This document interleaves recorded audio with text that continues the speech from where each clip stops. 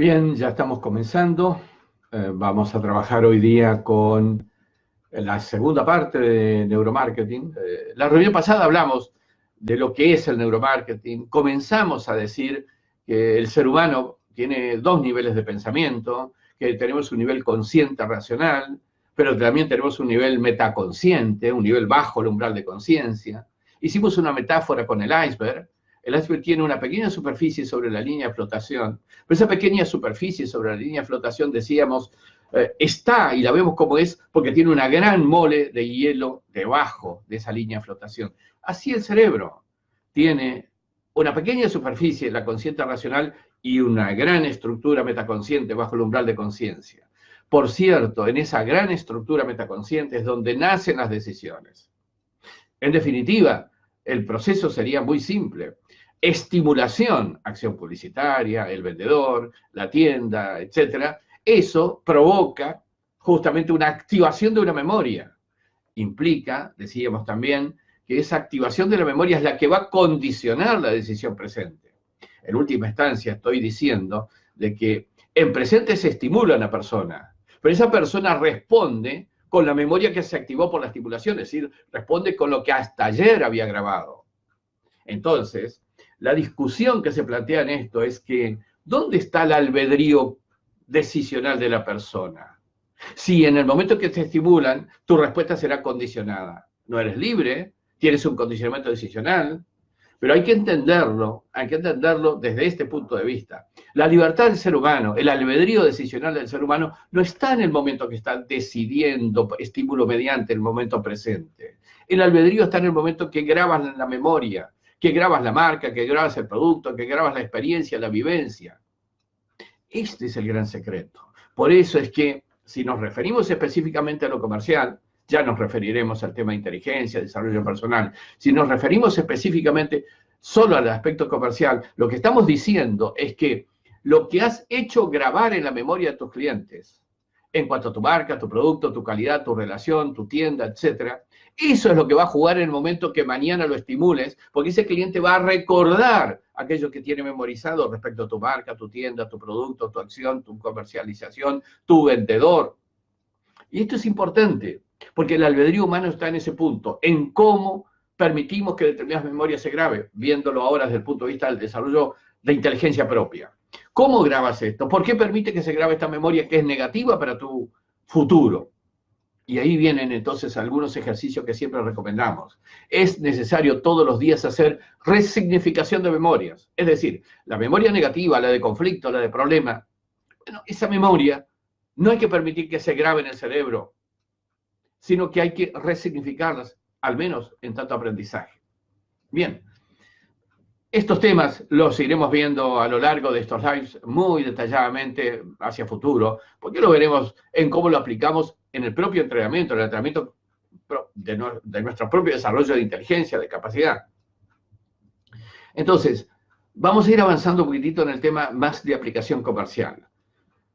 Ustedes saben que el producto se ha redefinido en función de la aparición del neuromarketing. ¿Y por qué se ha redefinido? Porque en realidad hemos reconocido, neuromarketing mediante, que lo que en la memoria, en el cerebro, luego de activar la memoria, en el cerebro, se produce en realidad la terminación del producto. ¿Qué quiero decir con esto? Que si yo tengo un producto en la góndola, si yo tengo un producto exhibido, publicidad mediante, si yo tengo un producto ofrecido por un vendedor, en realidad eso actúa como estímulo en el cerebro del cliente y eso significa que el estímulo, recuerden, provoca una activación de memoria. Es decir, que el producto aquí adentro se configura a partir del estímulo, pero no solo con el estímulo. El producto que tiene en el cerebro el cliente no es el que está en la góndola, en la mano del vendedor, sino que es lo que él construye agregando a lo que está en la mano del vendedor o en la góndola, agregando su propia experiencia anterior, su propia vivencia, su concepto respecto a la marca y la calidad del producto.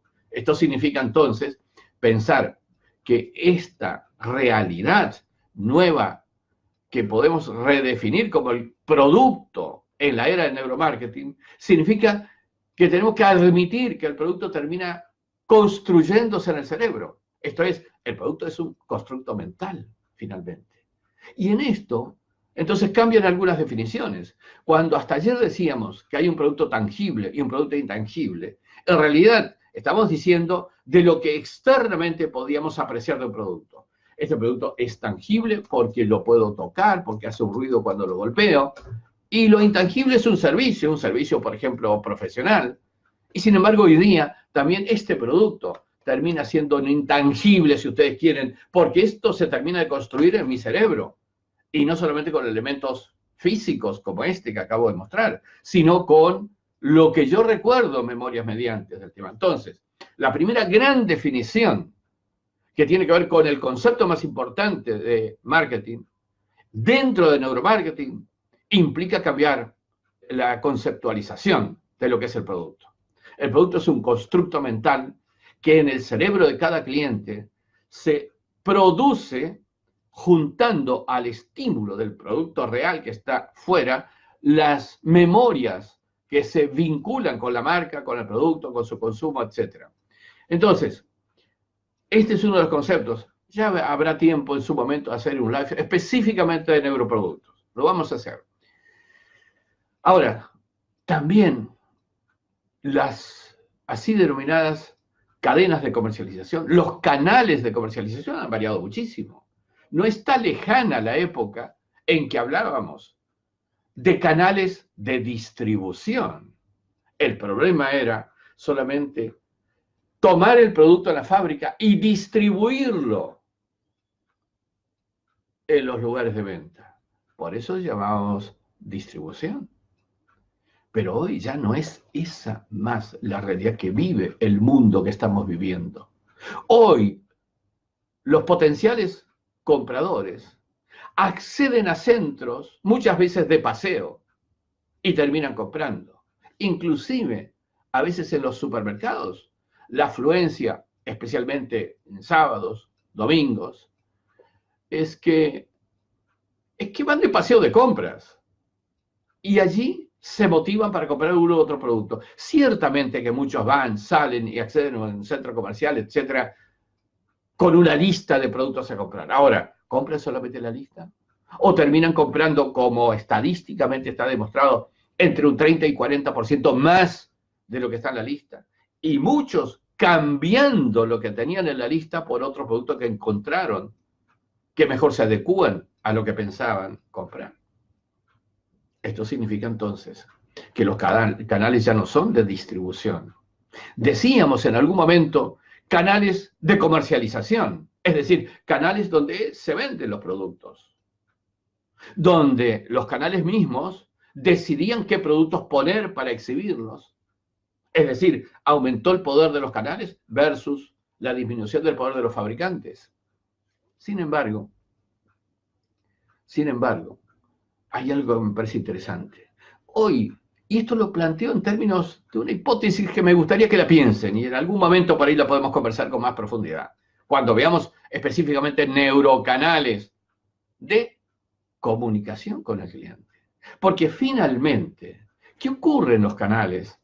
En una gran superficie, en un centro comercial, en una calle con locales hacia la calle, con tiendas hacia la calle. Hay comunicación con el cliente. Hay comunicación desde lo que una persona hace, un vendedor. Hay comunicación desde un escaparate. Hay comunicación desde un montón de factores que de alguna manera provocan una estimulación y provocan una incentivación. Estamos entonces ante la era, planteo la hipótesis, pregunta, canales de comunicación con el cliente, superando la instancia de los viejos canales de distribución, superando la instancia de los viejos canales de comercialización. Error fundamental, pregunto, ¿no termina siendo también la comunicación? Y este es un tema que me parece importante que lo podamos de alguna manera entender de cómo es. Estamos ante un desafío inmenso. Y si pasamos a otro tema, y si empezamos a hablar de precios, fíjense que estoy siguiendo los grandes temas del marketing tradicional, pero reestructurando conceptualmente en función de la era del conocimiento, de cómo funciona el cerebro de tu operador y tu cerebro como vendedor, como estratega comercial. ¿Recuerdan cómo fijábamos el precio hace 20 años atrás? No estoy diciendo en la antigüedad, solo 20 años. Llamábamos al contador de costos para que nos digan cuánto cuesta el producto y le aplicábamos el tanto por ciento de rentabilidad pretendida. En muchos casos, simplificadamente explicado, era esa la situación. ¿Es así hoy día en la era del neuromarketing? ¿Es esta la realidad que estamos viviendo hoy día? ¿O será que el precio termina siendo también una parte importante de la estrategia comercial? ¿Será que el precio influye en el posicionamiento? ¿Será que el precio influye en el concepto que tenemos de esa marca, de ese producto, de esa tienda, de ese lugar de compras? Entonces termina siendo ya algo más que un mero cálculo de costos con una rentabilidad pretendida adicionada. Termina siendo parte de la estrategia comercial que debe coordinarse con el resto de variables que hacen en la estrategia. Por eso hablamos incluso de que tenemos que ver cuál es la percepción del cliente respecto de un precio o de otro precio o de otro precio para tu producto. Por eso le llamamos neuroprecios. Por eso hablamos de una era diferente que supera la instancia del mero cálculo de costos. Estamos ante una realidad entonces muy diferente a la que transitamos hasta hace algunos años atrás. Y el desafío hacia futuro, del éxito hacia futuro, depende de cuánto nos adaptemos y más rápidamente hacia esta nueva concepción. Entonces, los neuroproductos construidos en el cerebro del cliente también tienen la incidencia del neuroprecio que incide en el concepto que se forma ese cliente del producto. Y también el hecho de que haya un producto en tal centro comercial y no en otro centro comercial, en cuál tienda y no en otra tienda, también afecta, influye, incide claramente en la decisión. Y hablamos de las tres variables: el producto, el canal, el precio. ¿Y qué pasa con una cuarta variable? Todo lo que hacemos en materia de comunicación. La primera gran cuestión que hay que definir, que todo comunica, no es solamente el mensaje. Y de alguna forma entonces, si todo comunica, comunica la actitud de la empresa ante las circunstancias de la comunidad en que se desarrolla. Comunica su mensaje comunicacional, sin duda, pero también comunica a su recepcionista, en el caso que la haya, comunica a su vendedor, comunica a su escaparate, todo comunica. Sin embargo, hay un concepto. Comunicar ya no es un mensaje que sale de un emisor y llega a un receptor. La comunicación es desde el cliente, porque también en el cerebro del cliente se construye la comunicación. Y si no piensen, cualquier mensaje, en sus cabecitas van a conceptualizar el mensaje según de dónde viene, según con qué lo asocian, según con qué memoria se activan. Es decir, el concepto y la influencia del mensaje va a depender de lo que en el interior del cerebro de cada persona que recibe el mensaje se construya, con lo cual no es cierto que el mensaje solamente es lo que se emite y se envía hacia un receptor. El mensaje termina siendo lo que se construye en el receptor a partir de lo que se le activa en el receptor por el mensaje. Neurocomunicación, que podemos integrarlo en todos los elementos: publicidad, promoción, lo que ustedes saben respecto de comunicación, pero ciertamente que la era de la neurocomunicación invierte el concepto. El mensaje no es una mera emisión que se recibe en el otro extremo. Es una construcción en ese extremo, el receptor, que termina construyendo el mensaje y piensa en el mensaje, que ese es el mensaje, independientemente incluso de qué es lo que se quiso emitir. Por eso decimos, la comunicación se construye en el cerebro del cliente, desde el cliente. Interesante, ¿verdad? Muchas cosas hay que, de alguna manera, redefinir en esta era. Y hemos hablado entonces del producto como constructo mental, de los canales como canales de comunicación con el cliente, ya no canales de distribución. Hemos hablado de los precios, ya no como un mero cálculo de costos más rentabilidad pretendida, sino como el neuroprecio, que incide en el concepto del producto. Y ahora, comunicación, como una construcción dentro del propio cliente. Para lo cual tenemos que entender muy bien el cliente y su forma de pensar. Recapitulando, entonces, dijimos, producto, neuroproducto, precio, neuroprecio, canales, neurocanales, comunicación, neurocomunicación. Nos falta algo, ¿verdad? Falta algo. ¿Recuerdan cuando hablábamos de investigaciones de mercado? Cuando hablábamos de hacer entrevistas, cuando hablábamos de hacer focus group, cuando hablábamos de preguntar al cliente para que nos responda lo que piensa respecto a un producto, una publicidad, una marca, etcétera, y en base a lo que nos responde el cliente, construir la marca, el producto, la acción comunicacional, cualquiera sea la causa por la cual le preguntamos. ¿Recuerdan eso? La verdad es que ese recuerdo me trae junto con él una preocupación. Preguntábamos y pedíamos que nos respondan y la respuesta era la base con la que construíamos nuestra estrategia comercial. ¿Qué problema en la era neuro? Cuando decimos el ser humano tiene dos niveles de pensamiento consciente y pensamiento metaconsciente. Ahora, tengamos cuidado. La respuesta consciente, racional de una persona es una respuesta intermediada por el consciente que manifiesta y de alguna manera incide la voluntad de producir un efecto con la respuesta.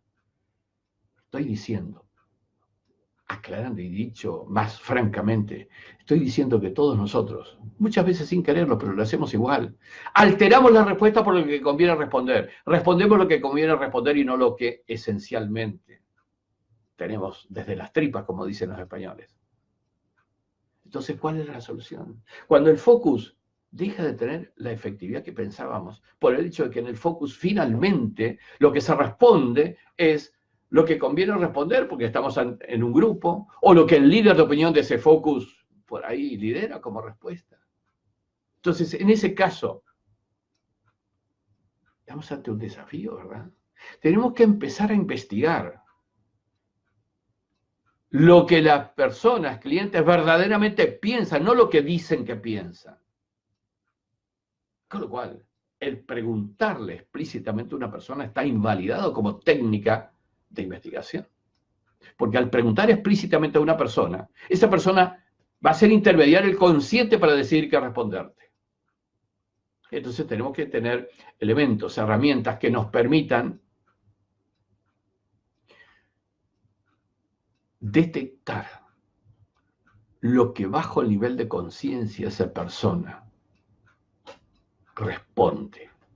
Esto significa utilizar algún instrumento y algunas técnicas que nos permiten detectar qué piensas. Le voy a traer como caso, rápidamente, está publicado en mi libro Neuroventas esto, un caso de investigación de tiendas, centros de ventas de productos. ¿Cómo decidimos qué música ambiental poner en esos locales? Muchos dirán, bueno, la que le gusta al gerente, al dueño. No. ¿La que dicen los clientes que no les gusta? No, tampoco. Pues lo que hicimos fue una muestra de individuos representativa del segmento de clientes de esas tiendas. Les pasamos 12 ritmos musicales diferentes en forma continuada. Por comparar, les preguntamos qué le producía el primer ritmo, qué le producía el segundo, qué le producía el tercero. Pero además, les colocamos un holter. Esto es instrumento que utilizan los médicos cardiólogos para medir frecuencia cardíaca. Y medimos el cambio de frecuencia cardíaca ante el cambio de ritmo musical. Por cierto, nos dio un resultado muy interesante. No había coincidencia entre lo que el ritmo cardíaco informaba respecto de la incidencia de ese tipo de música, diferente al que decía la persona conscientemente respecto de él. Este es un primer elemento, es significativa la diferencia. Hay una respuesta autónoma, metaconsciente, no consciente. Autónoma respecto al consciente. Y diferente, por cierto. Entonces, luego había que hacer la experimentación. E implementamos en todas las tiendas la música que la medición por frecuencia cardíaca, por Holter, nos indicaba más conveniente. Y en uno pusimos la música que el consciente evidenciaba. Resultado. Inmensa diferencia a favor de los primeros, lo que indicaba el análisis del Holter. Y este es un tema que me parece importantísimo poder reconocer. Y para los demás estímulos, lo mismo. Hay que estudiar lo que la persona bajo el umbral de conciencia, lo que en sus tripas evidencia, no en lo que dice, que piensa. Y no porque los consumidores o los encuestados quieran mentir, simplemente porque el ser humano es así. Tiene dos niveles de pensamiento, el consciente y el metaconsciente. Es todo un tema, ¿verdad? Yo creo que les transmití los conceptos básicos. No me extendí demasiado porque no me da el tiempo para esto, pero entre el anterior que hicimos el viernes pasado más este, creo que redondeamos un poco la estimulación necesaria. Esto significa una sensibilización sobre el tema. Muchos de ustedes están metidos en el tema. Bien, señores, les agradezco infinitamente el que hayan estado aquí. Los invito a seguir este camino de más y más conocimientos, más y más prácticas. Piensen, no solamente una herramienta más en el maletín, una nueva habilidad en el cerebro es tan o más importante que aquello. Este es el mensaje. Les agradezco mucho. Gracias.